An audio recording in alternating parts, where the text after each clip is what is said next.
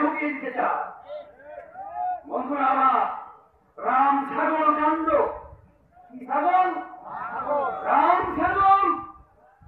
রাম ছাগল ওদের ঘিরে ধরেছে, ওদের আর কোন মুক্তি নাই। ওরা মুক্তি পাওয়ার সুযোগ হারিয়ে ফেলছে। কালো ছাগলগুলো বেড়া খাওয়া শুরু করে দিয়েছে।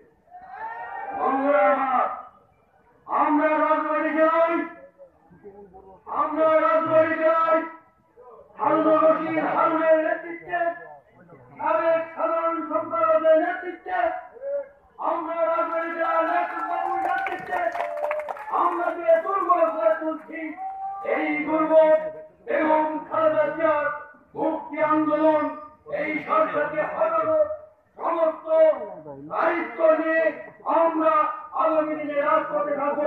এই প্রত্যাশা রেখে এখনকার মতন বিদায় নিচ্ছি। আসসালামু আলাইকুম।